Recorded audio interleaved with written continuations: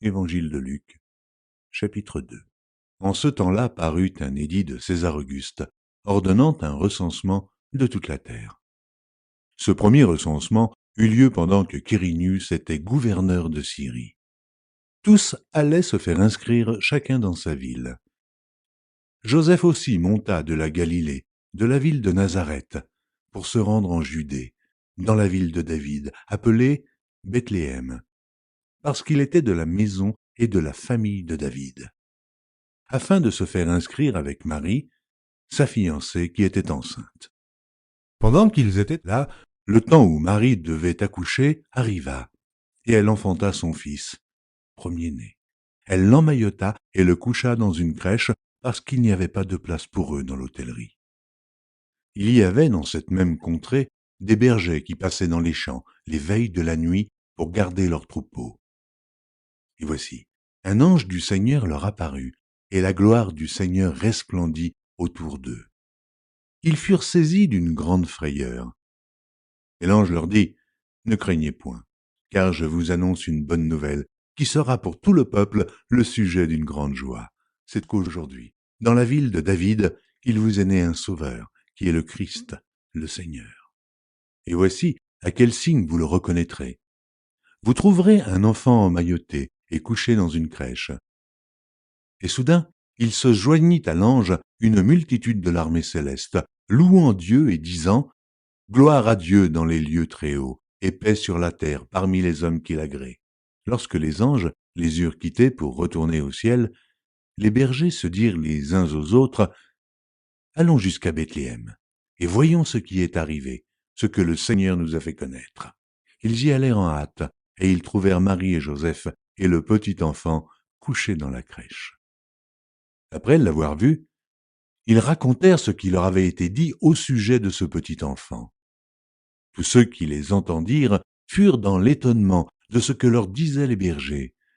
Marie gardait toutes ces choses et les repassait dans son cœur. Et les bergers s'en retournèrent glorifiant et louant Dieu pour tout ce qu'ils avaient entendu et vu, et qui était conforme à ce qui leur avait été annoncé. Le 8e jour, auquel l'enfant devait être circoncis étant arrivé, on lui donna le nom de Jésus, nom qu'avait indiqué l'ange avant qu'il fût conçu dans le sein de sa mère.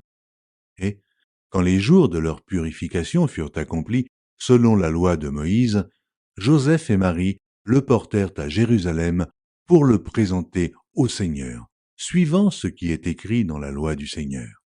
Tout mâle, premier-né, sera consacré au Seigneur, et pour offrir en sacrifice 2 tourterelles ou 2 jeunes pigeons, comme cela est prescrit dans la loi du Seigneur. Et voici, il y avait à Jérusalem un homme appelé Siméon. Cet homme était juste et pieux, il attendait la consolation d'Israël, et l'Esprit Saint était sur lui. Il avait été divinement averti par le Saint-Esprit qu'il ne mourrait point avant d'avoir vu le Christ du Seigneur.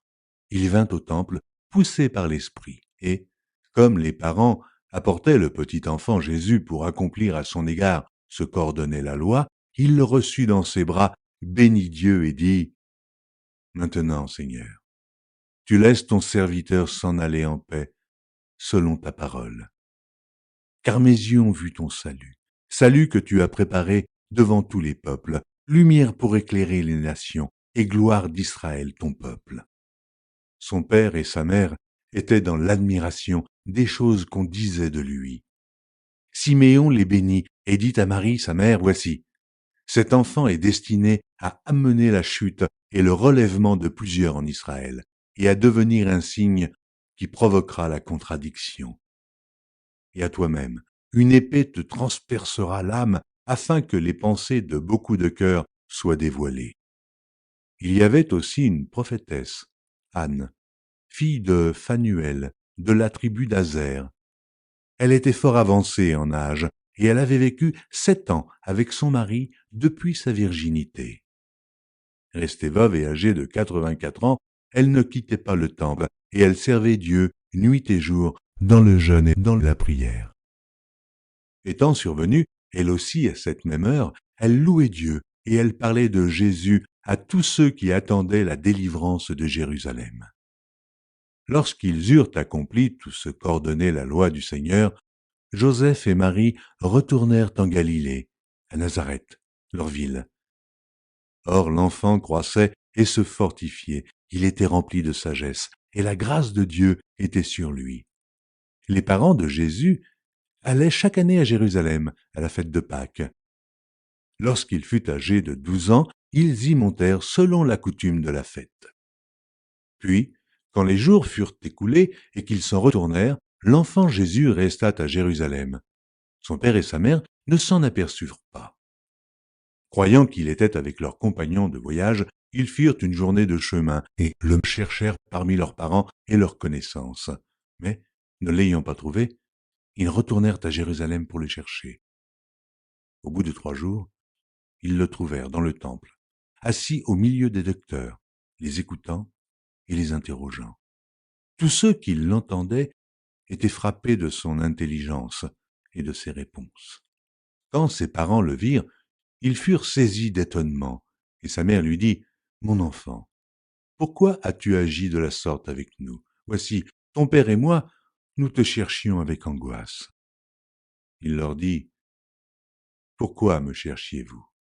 Ne saviez-vous pas qu'il faut que je m'occupe des affaires de mon père? » Mais ils ne comprirent pas ce qu'il leur disait.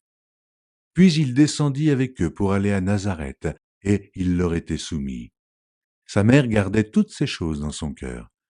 Et Jésus croissait en sagesse, en stature et en grâce devant Dieu et devant les hommes.